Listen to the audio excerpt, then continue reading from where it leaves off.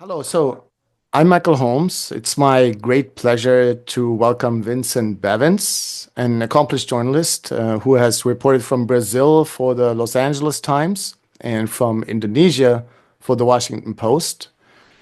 Your remarkable book, The Jakarta Method, exposes US-backed anti-communist atrocities across 23 countries during the Cold War with a focus on Indonesia's genocide of nearly 1 million people in 1965 and 1966, and Brazil's 1964 military coup. I highly recommend this fact-filled and deeply unsettling book, which is one of my all-time favorites, certainly on the topic of the Cold War and the US atrocities. There are also good books, of course, on the atrocities of the Soviet and communist side. Today, we'll explore the relevance of this book to the Western-backed genocide in Gaza and other contemporary crimes by the US and its allies. And we'll also discuss your latest book, If We Burn, which examines the global wave of protest movements in the 2010s. So from 2010 to 2020, you can explain. So your book, The Jakarta Method, Vincent, reveals the scale of anti-communist violence in Indonesia in 1965 and 1966. Can you describe the mechanisms and scope of the mass killings that eliminated approximately 1 million people, and how the United States and other Western countries actively supported this campaign of genocide? Yes, absolutely. And thank you for having me, and thank you for that introduction. So the Jakarta Method, my first book, is a book about anti-communist mass murder. It's about the intentional extermination of leftists, or people who are accused of being leftists, in the Cold War. Real members of communist parties, or people who were accused of being somehow sympathetic to or aligned with communist interests in the Cold War. And as you mentioned, the Indonesian program of 1965 to 1966 is far from the only extermination program of this nature. I found that mass murder was employed against leftists in 23 countries, but this is the biggest one in quantitative terms, and I think perhaps one of the most important turning points of the Cold War. I mean, this was a operation which eliminated the largest communist party outside the Soviet Union in China, which flipped the world's fourth largest country by population from the anti-imperialist left-leaning camp into the anti-communist and authoritarian capitalist camp. And this was achieved ultimately. The final solution that appeared to the military and to United States foreign policy officials was the mass murder of unarmed leftists. It should be said that the Indonesian Communist Party, the PKI, had no plans for armed revolution, was an unarmed party, was participating in elections. The CIA itself came to the conclusion that if fair elections had taken place after 1958, that the Indonesian Communist Party would have won. This was a group of people that were absolutely unprepared for what happened to them, which is what made it so easy to kill them.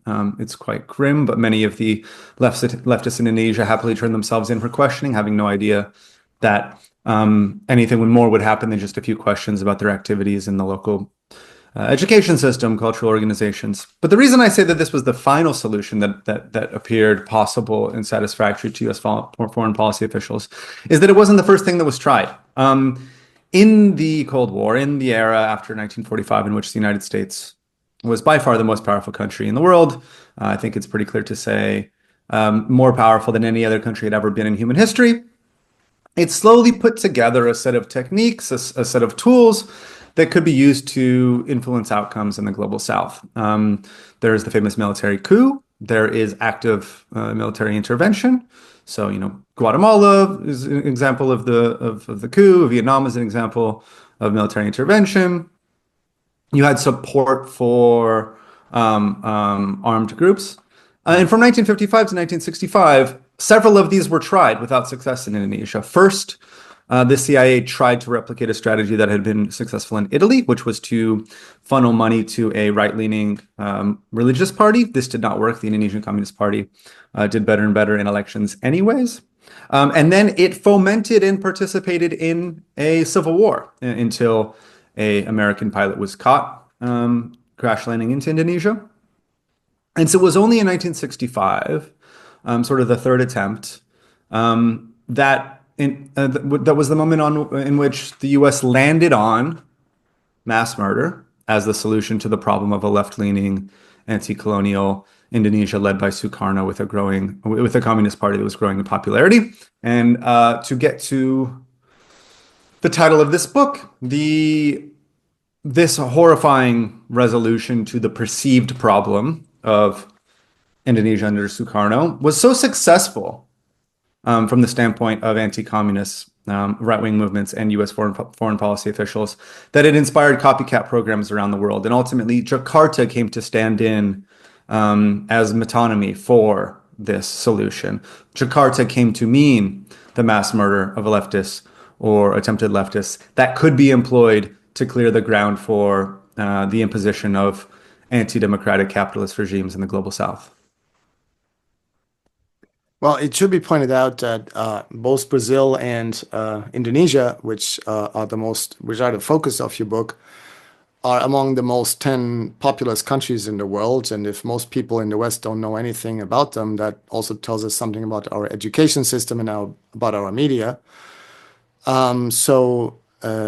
Well, let's talk about the 1964 military coup in Brazil, which overthrew the democratically elected government and established a brutal military dictatorship for, I don't know, 25 years or something like that. Until the end of the 80s, yes. Yeah, and you also showed that U.S. support for the coup and then for the dictatorship was also quite significant, and there was a very curious, a little bit mysterious relationship to what happened in Indonesia, that these, in many ways, very different countries had a connection there. Can you explain that? Yeah, and I think to make this all legible, I think it's important to understand that at that moment in 1945, when the United States emerges from World War II as incredibly powerful, it does not yet have a clandestine service like the British did, like the Russians had before the Soviet Union was created. The CIA was created only after the victory in World War II.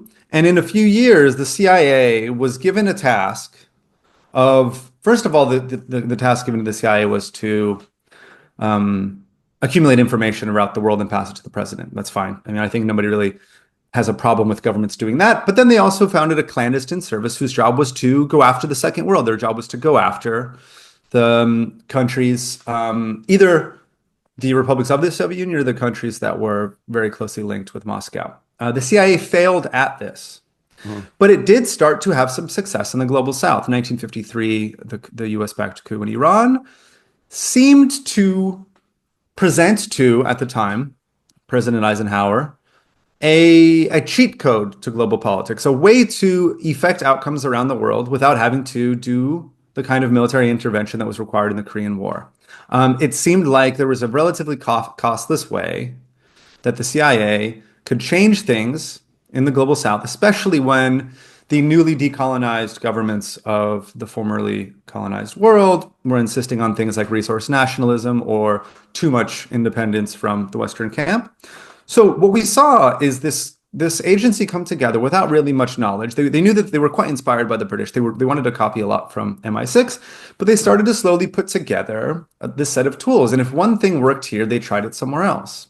And so you get this accumulation of tactics that is transferred across regions, and you get the transfer of personnel across regions, right? So you get people that serve in Southeast Asia moving to Latin America. You get people that are in Central America moving to East Asia, and so on. And apparently, at this level, we have to be kind of speculative, bringing with them techniques and strategies that had worked somewhere else, and then insisting on their application or trying out their application in another part of the world. So one example of this, and I'm going to get to your actual question recently, is by now many people in the Americas, especially in the Latin American world, know about the use of disappearances in anti-communist or pro-capitalist political repression, the famous desaparecidos, the what happens when somebody is taken, presumed killed, but it is never revealed what has actually happened to the given subject. Now, the first time we know of this happening in Asia in the 20th century is Indonesia in 1965. Now, the first time we know of this happening in Latin America is 1 year later. And we can see some people, some CIA personnel, transferred from Asia to precisely the countries where disappearances are apparently imported 1 year later.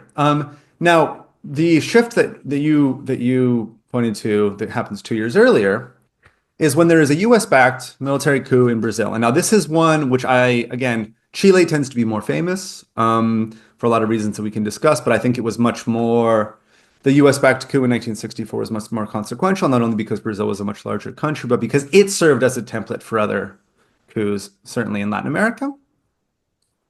And there's a real difference between what happens when the CIA shows up in Latin America versus when it shows up in Southeast Asia in the Cold War. When it showed up in Southeast Asia in the 1950s, for example, in Indonesia, the CIA had a very hard time convincing elites in Indonesia that communism was some kind of an existential threat, that it was something that was external to the true Indonesian nation. Even the Muslim party that was getting money from the CIA back in the 50s said at the time, look, we don't, the communists are a part of our national revolution. We have no problem with them. The CIA thinks that our hatred of them is the basis for a partner. We don't have this kind of deep hatred of the Communist Party. Now, when they got to Latin America, when they got to Brazil, they found elites that had their own set of myths and their own fear of revolution from below. I think this has something to do with the long history of settler colonialism, deep in the Brazilian. Right. Well, who knows what's in the psyche, but deep in the history of the ruling class in Brazil, there's a real fear of slave revolts. There's a fear of rebellion from below. So in the Brazilian sort of toolbox of anti-communist myths is a story about a communist uprising in which heroic generals are murdered in their sleep in the middle of the night, and then order must be restored by the strong hand of the military hierarchy. This is something very similar to a lie that is told in 1965 in Indonesia. We don't know exactly what happens in the days before the mass murder starts, but we know that Suharto, the eventual dictator, is lying with the help of the United States government when he says that communists performed satanic torture rituals in the middle of the night to murder generals. So we're left with a terrain which is scorched and in which there is clear evidence of mass murder, and then we're left to speculate exactly which things were tried by whom and for what reason. But fundamentally, what makes, I think, this all possible is that the US is so incredibly powerful at this point in human history that when it tries something and it doesn't work and they get caught, and they do get caught. They get caught in Indonesia in 1958. They get caught in Guatemala before the coup that overthrows Arbenz. When they get caught, there's simply no referee to pull a red card and say, well, the United States is breaking the rules. The United States is making up the rules. And so you get this try and try again until something works. And then ultimately you get a world that is, I argue, by the end of the Jakarta Method, in which the United States doesn't win the Cold War because of the mass murder of leftists. The United States wins the Cold War because the Soviet Union collapses as a result of its own decisions and its own contradictions. But the world that is created through the Cold War, the world that we get at the end of the Cold War, would not be the world that it is in the global South without the employment of the mass murder of leftists and without the creation of authoritarian capitalist regimes across vast parts of the global South. So the book focuses on Indonesia and Brazil, and both chapters on these countries are intriguing and very fascinating to read and shocking to read. But your research uncovered very similar patterns to the US-backed anti-communist violence across at least 23 countries, as you mentioned. So which of these anti-communist programs were the deadliest? I mean, despite Indonesia. And how did the US involvement amplify the devastating scale of these anti-communist mass murders? I think that they not only amplified the scale, well, you get the degree of complicity. The degree of complicity varies, right? Sometimes you get active assistance, and sometimes you get the United States government making very clear that if you do this, we will not only let you get away with it, but we will help you be integrated into the new, into the free world, into the global order that we lead. So in the case of Indonesia, the United States government supplied communications technology to the nascent Indonesian dictatorship, and then passed lists of people to be eliminated to the military government. Wow. So they handed over some names, take care of this person. A State Department employee bragged about this years later. But to answer your question more directly, the second worst mass murder operation in quantitative terms is Guatemala. And this happens in the 1980s. After that is El Salvador. And this all happens as a result of, once more, these tactics being reproduced in order around the world. The most famous and public exposition of what we eventually translate as the Jakarta Method is in the years before the US-backed coup against Salvador Allende, the democratically elected socialist president of Chile. So during his government, graffiti appears on the walls of the capital, on the walls of Santiago, saying "Jakarta viene," Jakarta is coming. And for anybody that was paying attention to the Cold War at the time, it was very clear what that meant. It meant, we're going to kill you, the communists, the leftists, the supporters of Allende, just like they killed the communists in Indonesia, and this will be our solution to you, the problem. Was that at the time clear to both the left and the right that this means like mass murder Yes. of the left? Yes. It would not have been yes, it was intelligible to the people to everybody that was all the reporting that is on this at the time treats it as self-evidently intelligible. What there was disagreement about, and again, just to go back and answer questions you didn't quite ask, I put this book together through interviews with people around the world, primarily Indonesian victims of the US-backed mass murder program. So people that were imprisoned but not killed, or that had lost friends, comrades, family members. And spoke to quite a lot of Chileans, people that had experienced these kinds of programs throughout the world. What was not quite clear in Santiago in the years before 1973 was if the threat was real. They knew that it meant a threat of murder, but a lot of people thought it was not possible. Just like a lot of Indonesians in 1965, because again, the Indonesian Communist Party in 1965 was deeply integrated into civil society. It was absolutely not like you were joining a guerrilla troop and going to the jungles or into the mountains with Che Guevara. The Communist Party would have been very active in running your local school, your local city council. And so just like Indonesians had no idea that their lives were at risk in 1965, a lot of Chileans thought in 1972, that kind of stuff, the violent coup, that's from the 50s. That's old stuff. That happens in countries like Guatemala that are more poor. This is Chile. We're a democratic, calm country. They're being really provocative.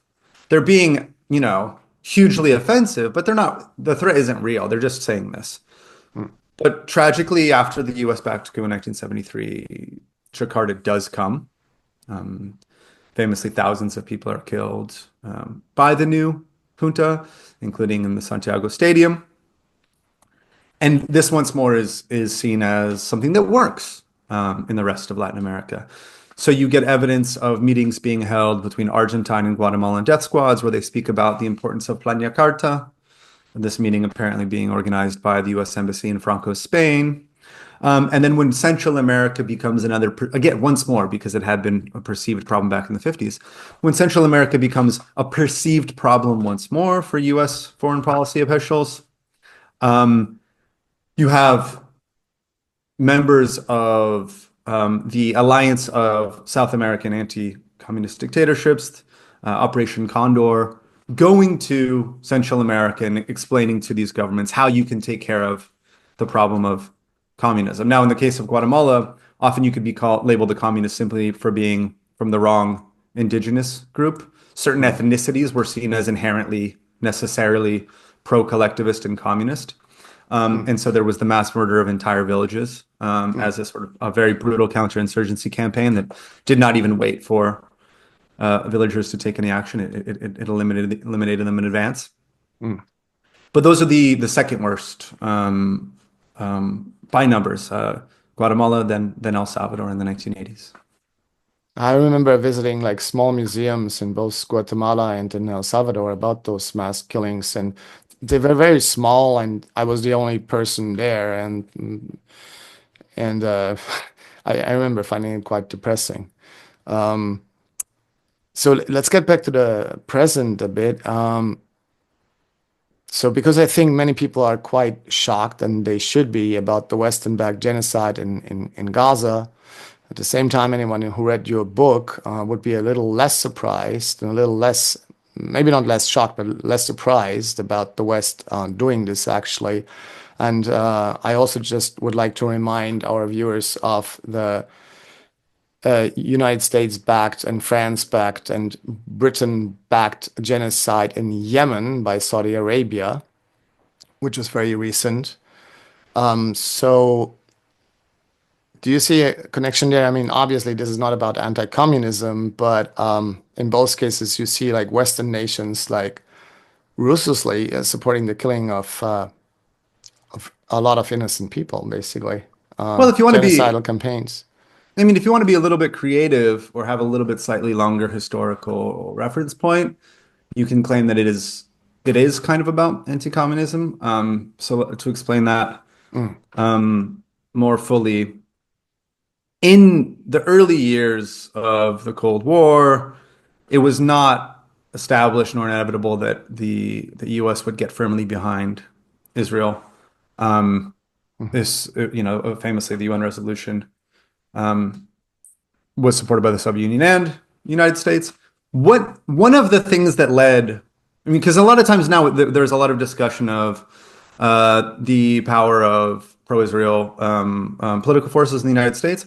But what historians have demonstrated is that in the early years of the Cold War, what really mattered quite a lot to the United States was holding back the popularity of Arab socialism led by Nasser in Egypt. So the Yeah, success of Nasser's Egypt in inspiring much of the Arab world to get behind some version of Arab socialism after the success of he had in standing up to Europe in the Suez Canal really worried um, foreign policy officials in the United States. And now, of course, Nasser's government was internally repressive. Things fell apart fairly quickly after 1967. But what was really, really a problem for the United States, and this, and in very different ways, this led the United States to commit more fully to support for Saudi Arabia and Israel, two very, very different um, types of society, of course, but the two that end up right. being sort of the US-backed regional powerhouses in the region was this fear of Arab socialism. Not only that it existed in Egypt, but it seemed to inspire so many people throughout the rest of the Arab world, and that the Soviet Union it became very excited about the ways that support for Arab socialism could serve its own interests in the Cold War. So, in a longer story, you probably wouldn't get the configuration of forces that you have now in the region. Saudi and Israel being so deeply linked with the U.S. national security state to the detriment of many other possible partners in the region without the Cold War. But that's a long detour just to get me Yeah. to connect things to the Jakarta method. But what is a more direct, um, what is a more, I think, an interpretive lens, which is more ready to hand when we're looking at what's happened in Gaza since October 2023, is counterinsurgency doctrine, right? Mhm. How can you, again, these are techniques that are accumulated over um, decades, if not centuries, of things that you can do given certain types of enemies. Mhm. Now, I'm doing I'm reviewing a book that came out on the history of Indonesia and the Indonesian Revolution in the ways that the techniques that the Dutch employed to try to hold on to their control over those islands in the wake of Japanese defeat in the former Dutch East Indies. But counterinsurgency, if indeed there is a resistance force that has broad support amongst the population, traditionally, and there is the refusal to integrate that population into a democratic process. Counterinsurgency often takes the form of the elimination or displacement of the population. You have ethnic cleansing and you have Right. extermination. And as the United States ended up getting into this game in Vietnam of creating model villages, the creation of model villages, getting, again, in the case of Guatemala, they were going to keep these, get rid of the village over here that was a problem and create a new one under our supervision. The solution seems to be in the case of Palestine for that solution to be in some other Arab country. But as you know, if there is actual support for some kind of a resistance movement amongst the local population, then counterinsurgency often takes the final form of either ethnic cleansing or extermination. Mhm. Now, there's quite a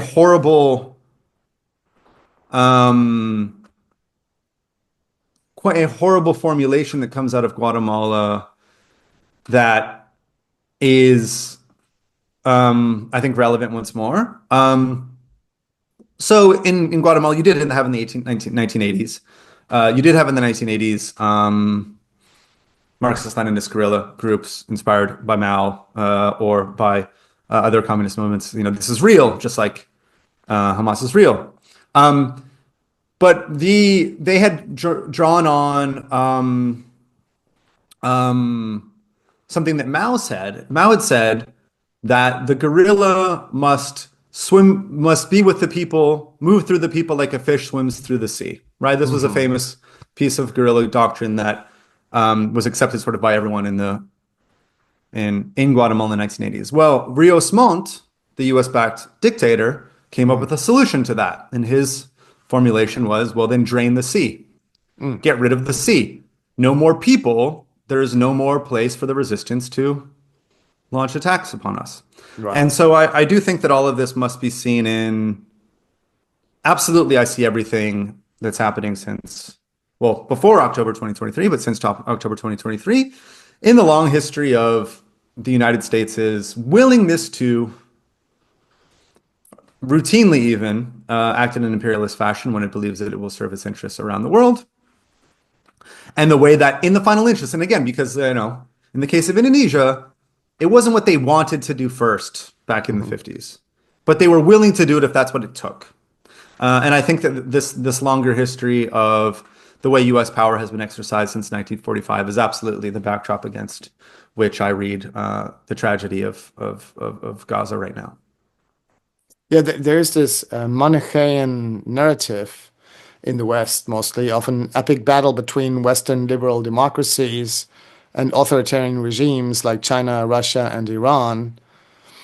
And yeah, it's a very strict binary worldview here, like really good versus evil. And I mean, nobody questions that China, Russia, and Iran do some bad things, both at home and also abroad.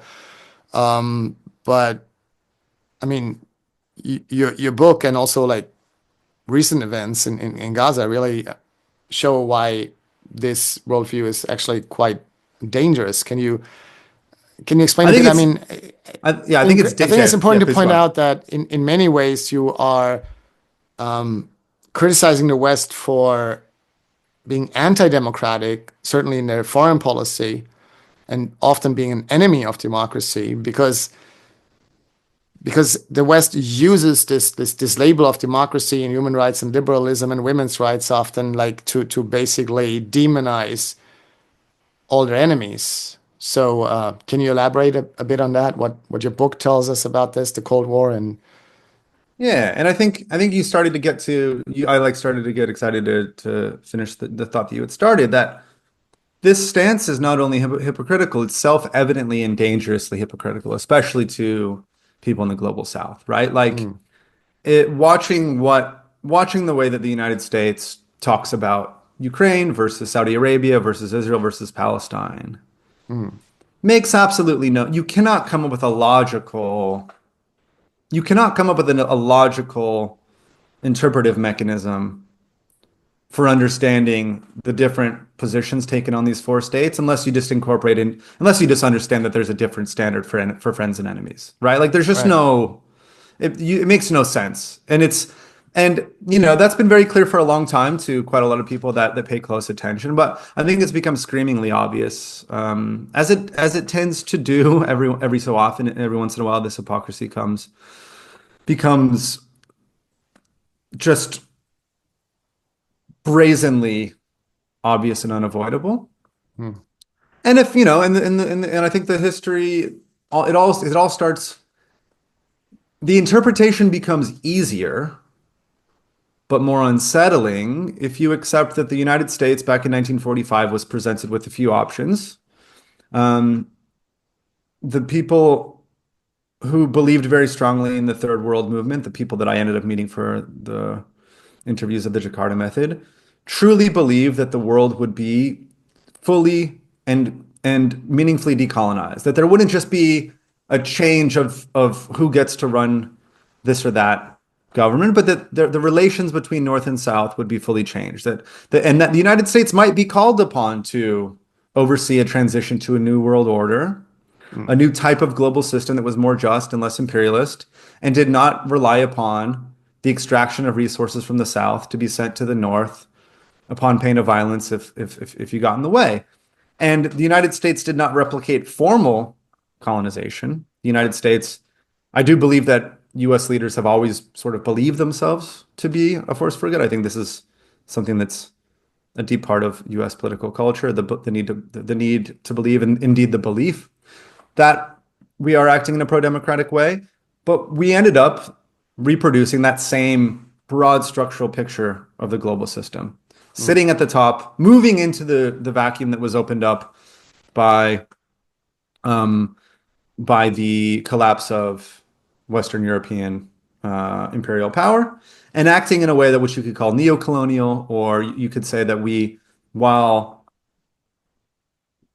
while shying away from the formal reproduction of colonial relations, still acted in an imperialist manner as a matter of course to serve the geopolitical interests of the United States and the economic interests of elites in the United States. Now, if you take that view and you go back to that same sort of strange picture that I just mentioned, Iraq, uh, uh, Ukraine, Saudi Arabia, Israel, Palestine. Well, now it makes more sense that what we do, and we're acting the way that historically the most powerful country in the world often acts, which is an imperialist and self-interested fashion.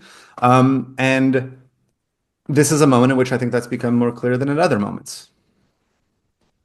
You show in the book that the Jakarta Method, like anti-communist programs, was like that one of the main focus was the region of Latin America.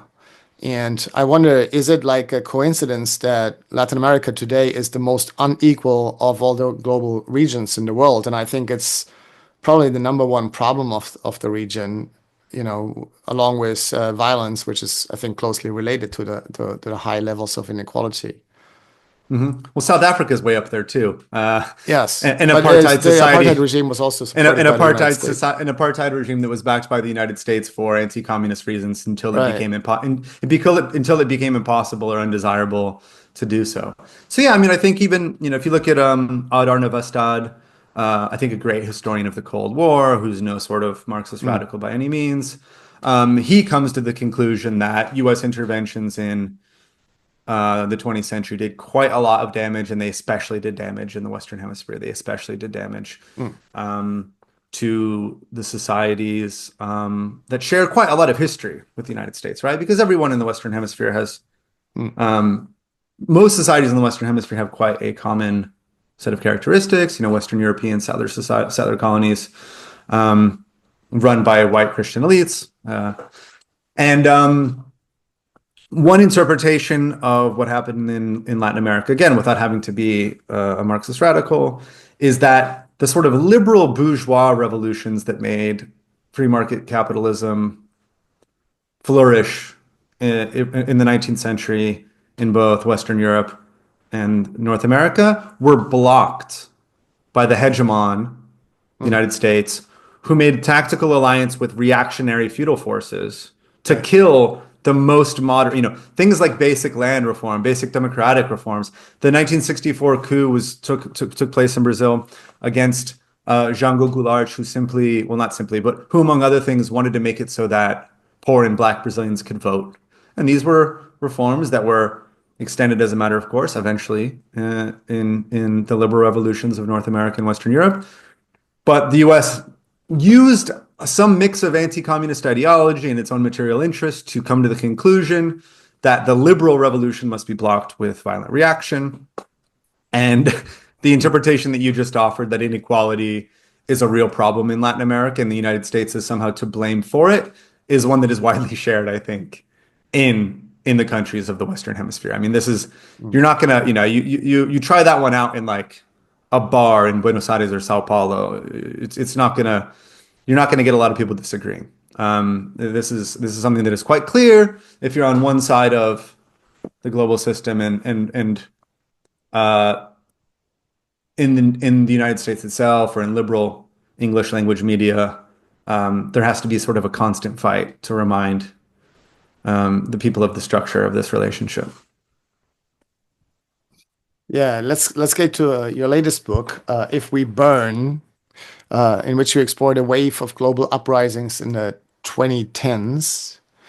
So what do you see as the common threads between the movements of the 2010s? And despite their diverse contexts, I think you have to explain a little bit where you went for this book.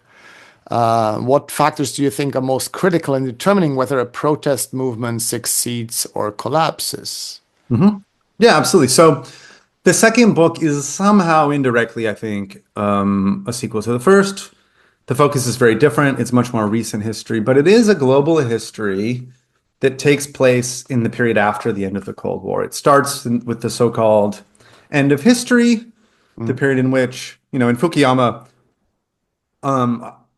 gets, a lot of people come after him for the title of this book, but I think that a lot of the general analysis was right at the time, that there was no globally relevant competitor to the liberal democratic countries, at least when it came to a game of sort of hard power politics in the 1990s and in the early 2000s.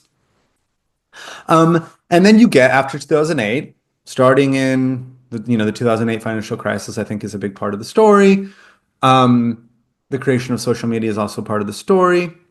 Starting in Tunisia in 2010, you get a wave of protests that become something more than protests. You get a wave of protests that become mass revolts or even create revolutionary situations.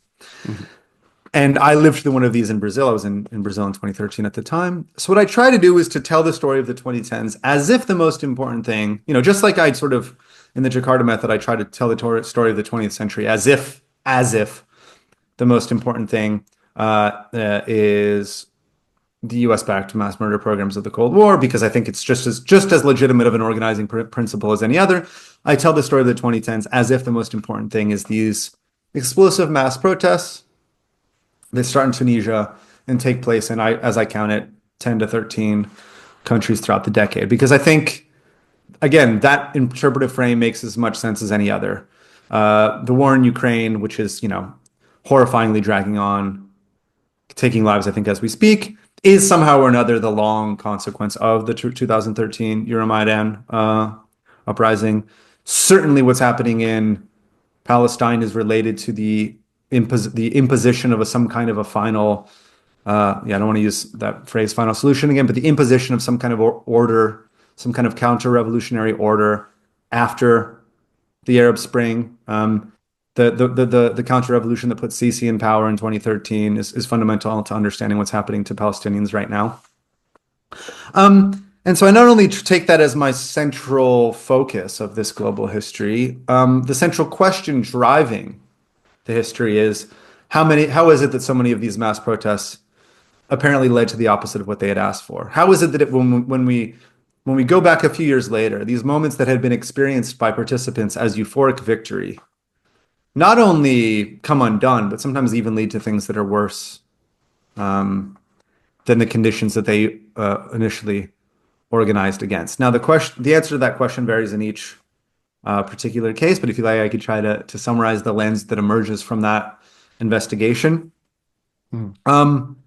A particular type of revolt, I think, becomes hegemonic in the 2010s. It becomes not only the easiest thing to do, but it becomes to be seen as morally and tactically privileged. It seems to be something that we can do and something that will work.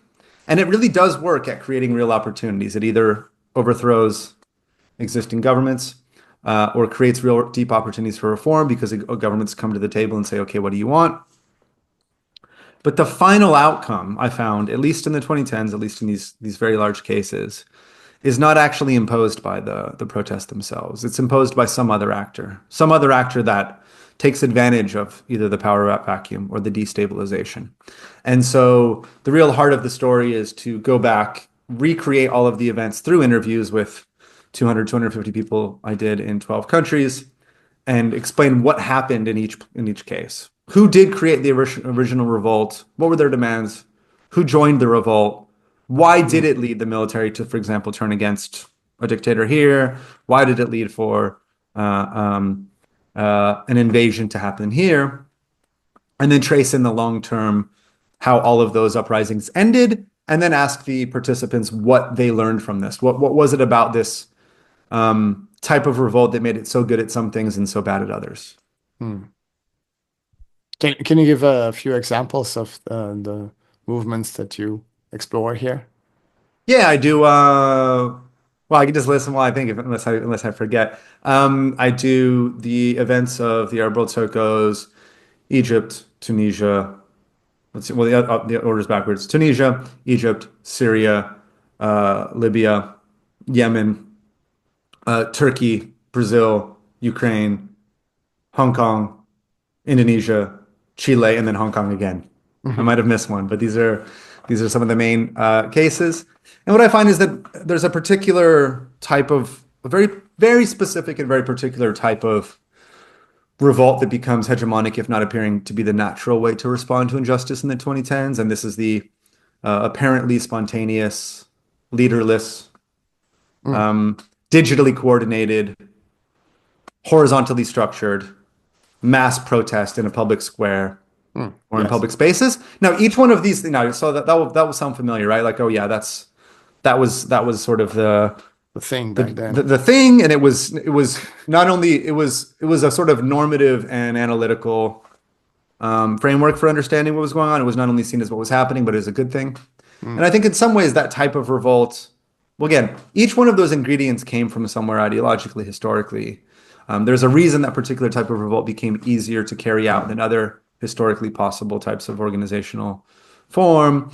Why the protest coordinated by social media was easier to do than mass strikes, labor action, boycotts. All of that is something that I try to explain in the book. But what happens is, again, being very, very really oversimplifying here, but hopefully creating a framework that can be used to understand each individual case, is that this particular recipe, this particular form, this particular combination of tactics proved incredibly successful, incredibly effective at getting people on the streets. This form extended an invitation to almost everybody in society that wanted to be a part of an uprising against a particular injustice. And this generated quantitative power that led to the creation of real opportunities. But when that opportunity took the form of a power vacuum, so Egypt, dictator is overthrown, or the opportunity for reform, perhaps in the case of Turkey or Brazil, this particular type of revolt was very poorly constituted to taking advantage of those opportunities. So like a diffuse, spontaneous protest of individuals with different ideas as to what Egypt should be could not sort of fill the power vacuum and create a transitional government. So who did fill the power vacuum? Initially, the military in Egypt, and then there's an election which progressive forces are divided, Muslim Brotherhood wins, and then once more the military comes back and just imposes order in 2013, with the support of Gulf monarchies and then ultimately of the Obama administration. Then you also get imperial counterattack. NATO uses legitimate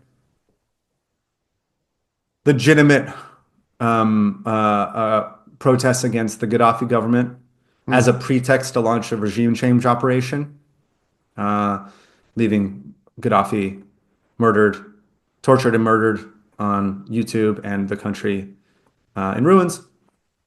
And then you get the responses from regional actors. Obviously, Russia getting involved very quickly in imposing some kind of trying to impose its own kind of solution on what had happened in eastern Ukraine as a result of the change of power in the central government. And in some cases, the people that do impose final order on the outcome are somehow friends of or allies of or from the same ideological camp as some of the original protesters. So Boric in Chile is an example. So the uprising in 2019 in Chile, it is not the streets that decide on the outcome, but the solution that is presented by existing representatives on, Boric, who came from the student left himself, who came from the class of 2011 in Chile. He ends up becoming the president. And then, then there's a whole other set of questions as to whether or not he does a good job as president. But that's generally the way that I've interpreted each individual case. It was not the protesters in any of them, tragically, that actually imposed the final outcome. So we just have to look around to who was ready and willing and often organized and well-connected and capable of moving quickly, that did take advantage of those opportunities.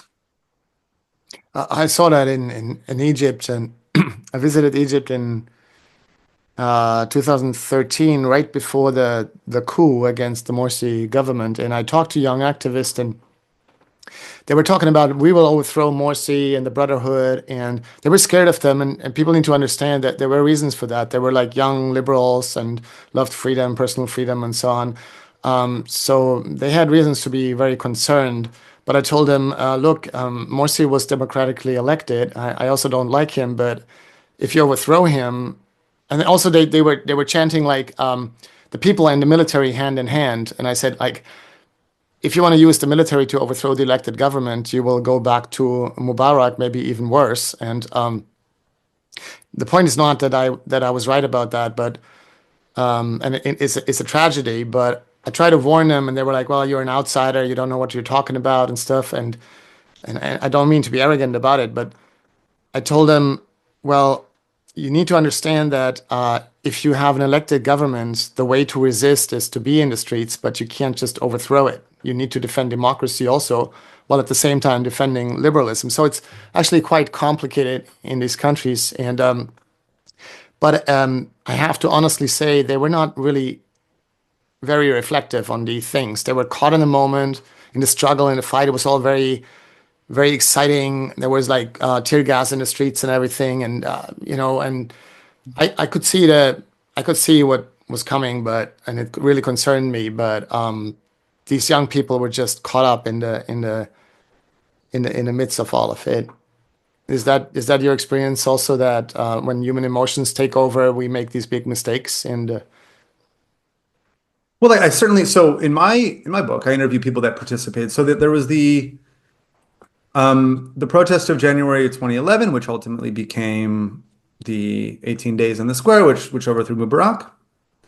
And then there was, and that was put together by organizations of young people that had been fighting to have some kind of a demonstration in the streets for a decade. You can call it like legitimately grassroots and bottom up.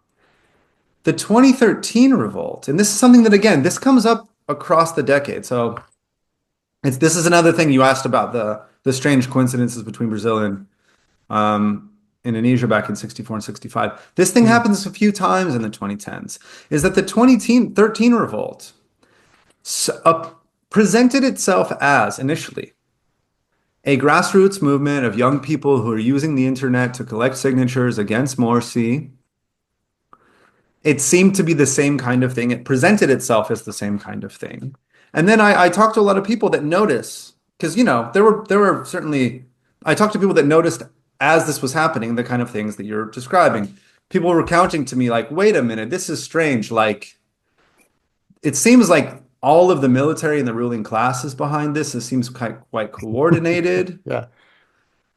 And not all of the, not some of the Egyptian left or progressive or secular forces get behind the protests of 2013. Not everybody does. Hmm. And then afterwards, it's revealed that, oh, actually, that apparently grassroots, youth-led movement to collect signatures was sponsored by the UAE. That Gulf monarchies had been acting behind the scenes to impose their own set of solutions to the problem of democracy in Egypt. And then you get the Sisi coup, which, oops, yeah, this mass protest movement was the pretext for a military coup and a real military coup. Like arguably 2011 was a kind of military coup that couldn't have been progressive because the military did agree to put on elections and they did. Just like the 1974 revolution in Portugal is technically a military coup, but it can be seen as progressive because they really did lead a transition to democracy. And in 2013, Sisi takes over. Supporters of the Muslim Brotherhood, who won perhaps the only real election in Egyptian history, they have their own protest, and then they gun them down in Rabah Square, and nobody does anything. It doesn't lead to some global outcry. It doesn't lead to another revolution. Sisi just consolidates power, and he's still in power now. He's the person who's making decisions as to what happens on the border between Egypt and Palestine. And so people that I talked to in the book reported various feelings. Some people said, oh, we knew this was a problem. Some people reported realizing halfway that it was a bit strange, and other people told me, no, I was tricked. They played us. They used the same sort of tropes and techniques that they like grabbed stuff from 2011 to insist that they were acting in the spirit of the Arab Spring, but it turned out it was organized by powerful forces with their own very clear agenda. It pretended to be, like in Brazil, you got a group in Brazil that really pretended to be the original organizers of the mass protests, and they pretended to be horizontalist and autonomist and leaderless and non-ideological. It turned out actually they had very powerful sponsors behind them, and they were none of those things. They were aimed very, very cynically at transforming the Brazilian state, and they succeeded to some extent. So right. Yeah, this is another thing that you get afterwards. You get genuinely revolutionary movements creating sort of a well of legitimacy that other people can draw from and use to serve their own purposes. Yeah, I think the most important thing is just to stay critical, even if you sympathize. And there used to be the thing in the left called critical solidarity, meaning you show solidarity, but you still remain critical and skeptical. And I had this experience in Hong Kong. I interviewed Joshua Wong, the leader of one of the young leaders of the Hong Kong democracy movement. And I had so much sympathy. One of the most beautiful moments in my life was when we were like 1 million people peacefully protesting for democracy and freedom of speech, not just in Hong Kong, but in all of China. And holding hands and with many families. It was beautiful. We sang "We Shall Overcome." And later I interviewed Joshua Wong, and I said, I think it's also important for the movement to face their mistakes. And I talked about 2 people who were actually killed by the movement because it was not always and completely nonviolent. And in 2019, you mean? Yes, I forgot the exact year when I was there. It was at the height of the democracy movement when I was there. 2019, when things got quite hectic towards the end of the year, right? Yes, maybe it was 2020 in my case. Not sure, okay. But yeah. And at first he was a bit hesitant to talk about it, but I kept insisting. And then he did talk about it, and he said, we're very sorry for that, and it's true. And there were mistakes, and we shouldn't do them. And we clearly condemn this kind of violence. And when I turned off the microphone, he said to me, thank you actually for being critical and asking these critical questions, because we need that, because most Western journalists who come here just basically blindly support us and egg us on, and we need this feedback. Yeah. It's funny that he said this, yeah. And people need to realize what that means for a young person like him. He's been to jail, right, and so on. So it's really cool that he's actually willing to face that criticism, and he did, and he acknowledged it, and he said, "We clearly condemn this violence." So The question basically is, isn't that the most important thing, that you just stay critical and observe yourself and your movement? And What you mentioned is really interesting because I wouldn't have expected Joshua Wong to say that, but Hong Kongers that I interviewed after 2019 mm, described something of a similar process where they felt that members of the protest, because in like all of these protests, Hong Kong has different moments. It has different tactics that are employed in the middle of the year versus the end of the year. Different at the beginning, it's a mass march mm, against an extradition bill. Towards the end of the year, you get much more radical elements asking for very different things. mhm. And what some of the people told me that they saw happening or even felt happening to themselves is that there was this strange sort of perverse cycle where Western media would reproduce images of certain tactics, certain slogans. Like it started to become clear subconsciously and consciously that if you did this or that thing, then that would get you a lot of positive coverage in the West. And so Mhm. you saw people doing that thing, and then you got more positive coverage. And then it became the thing that was happening all the time. And a lot of Hong Kongers reflected back on the tragedy of how things, because certainly things did not end well Mm. for the people that put together what became the 2019 protests. They said, well, actually, what we didn't realize is there started to be a real divergence between what could actually achieve concrete results for the people of Hong Kong and what Western media wanted to reproduce. Like Okay. they became like actors in their own right. They were everywhere and incredibly enthusiastic about certain messages. And of course, the Trump administration, and this is something that other Hong Kongers told me, that it became clear that the Trump administration had its own very clear agenda, and it was not the same as it was not identical to the concern for the long-term welfare of the people of Hong Kong. Some people thought that they had been used by the West as sort of kind of a way to like a weapon with which to give Beijing a black eye, and that's all that it seemed that the Trump administration had cared about. That that certain that getting and that also at a like a deeper subjective level, getting caught up in what was going to get you positive media reproduction in the largest outlets in the world could take you off away from what actually was going to get you the best outcomes Mm. for your people. So yeah, it's very interesting that, and I think you're going to get more, as that was, so it's yeah, it was just very interesting to hear that he said that because there were a lot of fights as to whether or not it is because again this comes up all across these mass protests, right? So there's a case in Hong Kong where a man is lit on fire Right. by um, the the yellow side of the movement or the people that are in the streets in the later days of the Hong Kong protests. And there's all these fights as to whether or not talking about that means that you're trying to discredit it or if it needs to be talked about. But, people in China saw that. Right. Exactly. People in the PRC saw that. Yeah.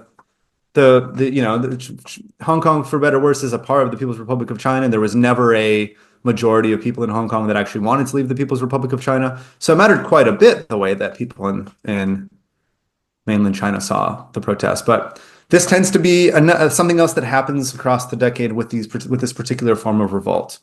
If you get a huge sort of diffuse mass of individuals participating in different ways for different reasons, you can show up, for example, in Tahrir Square Hmm.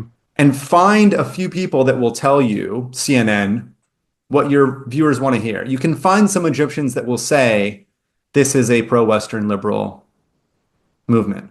Whereas the original organizers of the Egypt uprising in 2011 never believed that that was the case. They believed that necessarily, I mean, the organizers that put together January 2011 came together organizing over a decade in support of Palestine and against the US invasion of Iraq. They believed that necessarily their movement for a democratic Egypt would challenge the partners of US power in the region, that is Israel and Saudi Arabia. That was obvious from day one, but it's possible to show up and to find a few people that say, in English, pro-Western liberal things. It's possible to say that Egypt in January 2011 was nonviolent because there was a lot of nonviolent people, but you could also look at the 90 police stations that were burned overnight on the Yeah. 28th. So you could sort of we were in the era of social media, we were presented with a avalanche of facts, this hyper production of images and text that you could pick from to construct whatever narrative served your purpose. And a lot of my interviewees complained about that process. They wished that the protest that they participated in had been more able to speak for themselves rather than be spoken for. One Turkish sociologist quotes the 18th Brumaire, Marx's famous text. That, those that cannot represent themselves will be represented. And they said that, well, because these movements could not speak for themselves in a clear voice, someone else decided what they were saying. So yeah, anyways, that's a long way of saying that's an interesting story that you have from Hong Kong.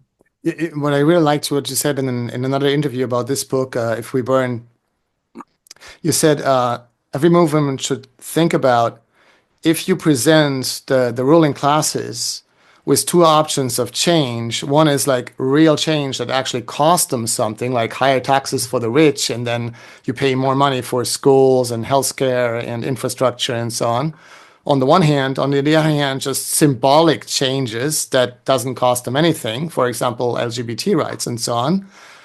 You should not be surprised if you only get the symbolic changes and none of the other. And I think that is super important, because I think it's exactly what happened around the world, mostly in the West, both in Europe and the US in recent years. And of course, this is not a plea against LGBT rights. I'm all in favor of that. That's not the problem. But when you only focus on these things, then it may seem like, well, the elites are actually on your side. Hey, they love LGBT rights and all that. Well, it doesn't cost them anything.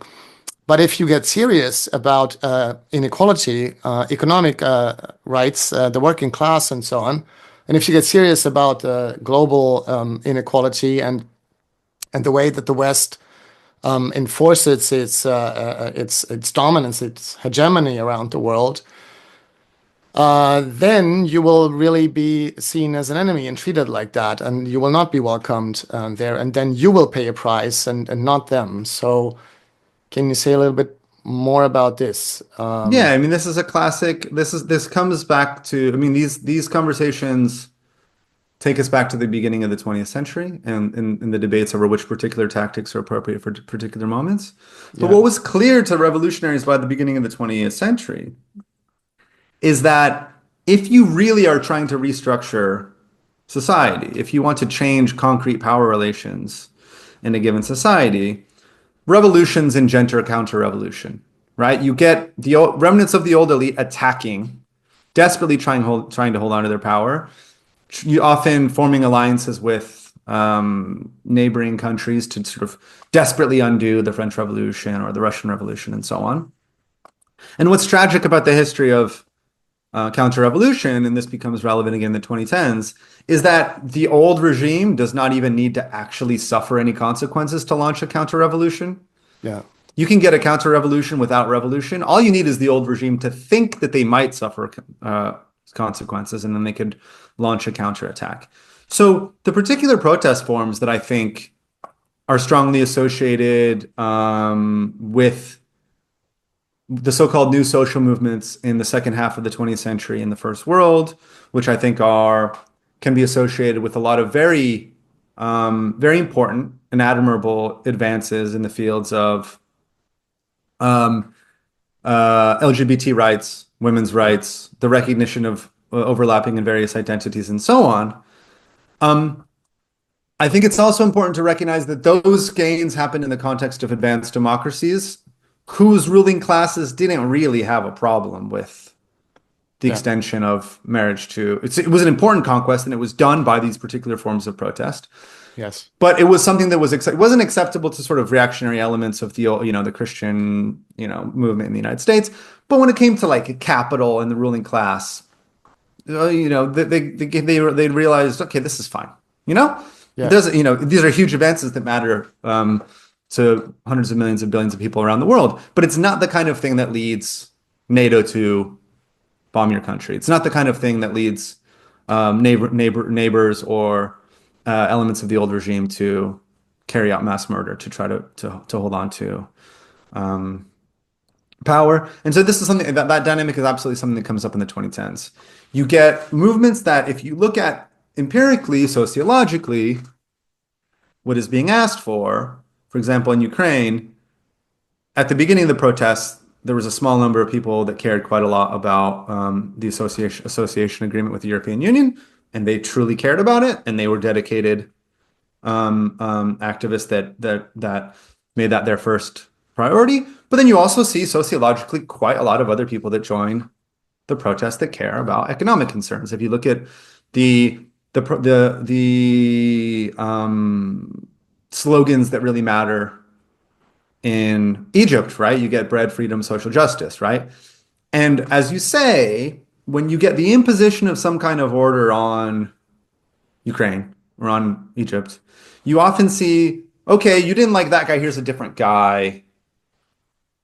Ukrainian nationalism is important to us as a civic project, but you see the economic demands falling away. You don't see a change in economic power in Ukraine, for example, even that was so important to motivated so many people from November to February, including it was also mattered quite a lot to people that did not support or never supported the Maidan uprising. And I think, yeah, you've already outlined why this makes so much sense. I mean, culture war is free, right? In the United Yeah. States, delivering healthcare to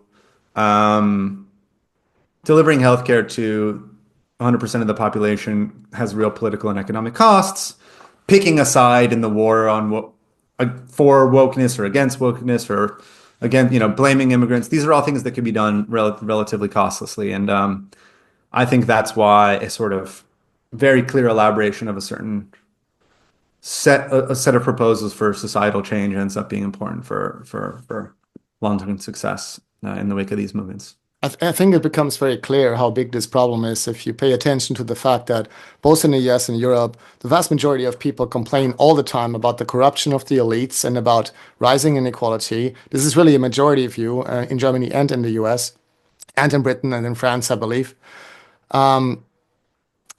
But so how do the elites keep in power, especially because we have at least some democracy left?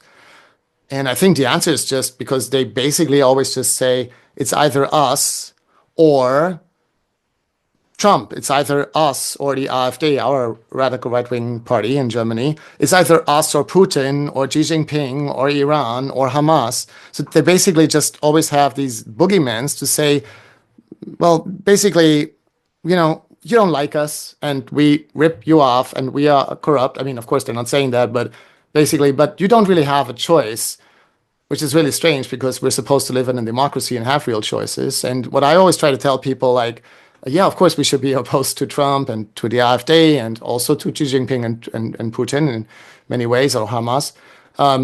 But we shouldn't accept this choice. We can have a real alternative. We don't need this neoliberal diktat, and we also don't need all these wars and so on. And I think a true left-wing position that in many ways, not in every way, but in many ways would go back to a more old-fashioned left, not extremist, communist, whatever, but more traditional for the working class and for the poor and against constant warfare and so on, could actually be a big winner in Europe, in the US, and also in the global South, like in countries like Mexico and maybe even in China and India and so on.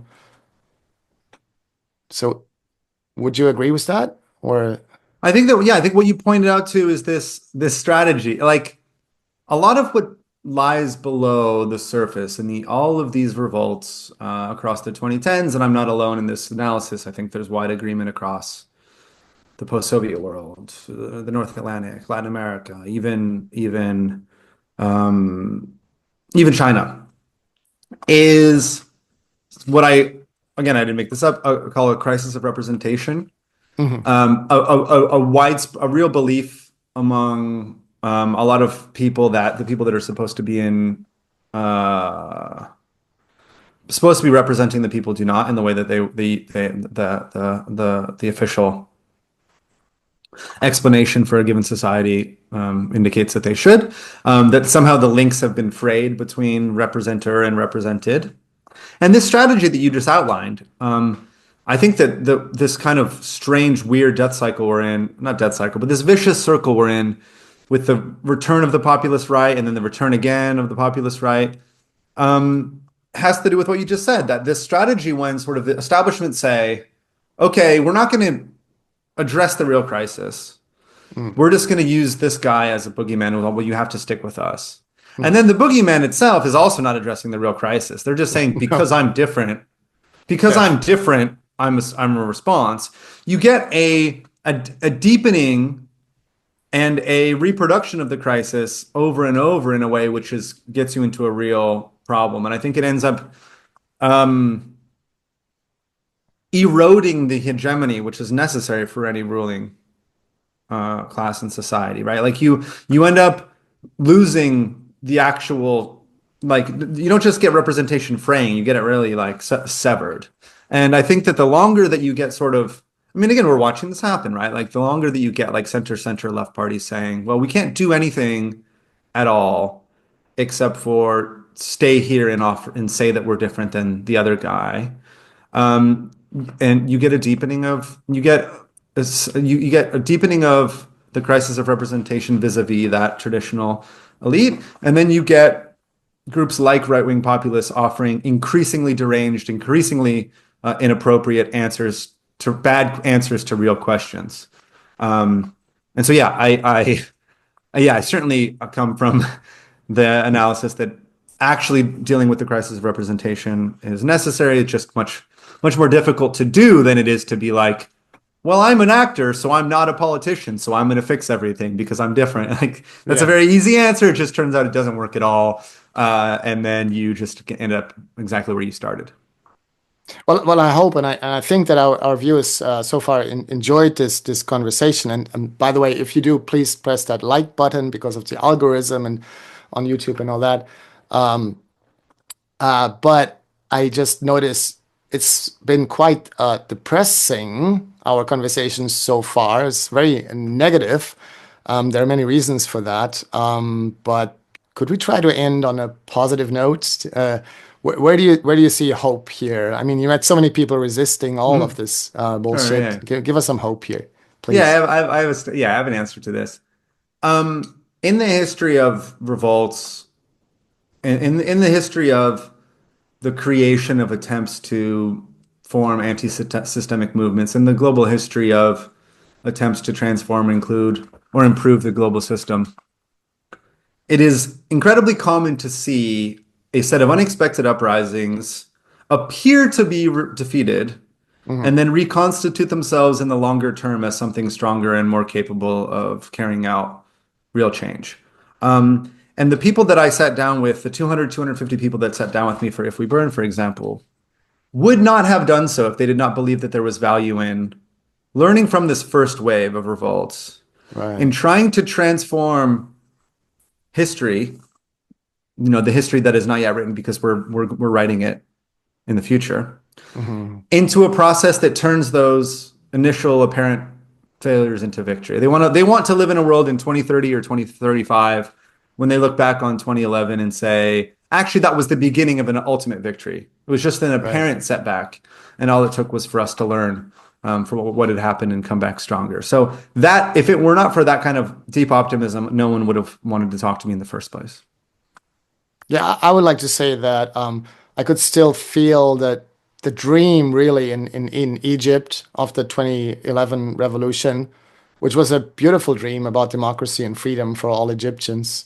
And it was supposed to inspire the rest of the world. The same in Hong Kong, which is at the core is a very beautiful movement for democracy and and freedom, and with a very peaceful character mostly. So, and we should not forget that. As I said earlier, we should always stay critical, but let's hold on to these dreams. And recent years have often been very depressing for basically all of humanity. But there have always been times like that. Second World War was even worse than what we are in today. And I think your books also do shine a lot of hope on our world today. So we certainly, I don't think we meant to discourage anyone No. from getting up there. Just try to be as smart as you can, as wise as you can, and also stick to others. Like you can't do this alone, and You need your communities, and then we can do this. Now I have the last word. That's fine. It's your interview. All right, if you're fine with that, thank you so much. I Thank highly you so much. recommend both the books. I want to show the Jakarta Method again. This is also out in German, the Jakarta Method. So definitely get this book. The other book is not yet out in German. Is it coming out? You know? We're in the process right now of looking for a publisher that may want to translate it. So if that's you, feel free to email me or get in touch because we hope to translate it. We have a bunch of other translations lined up at German that we're still working on. I hope so, inshallah. If you get it translated into German, maybe we can do another show on that one. Great. And thank you so much, Vincent Bevins. It was a pleasure. And I think we all learned a lot. All right. Thank you so much. Okay.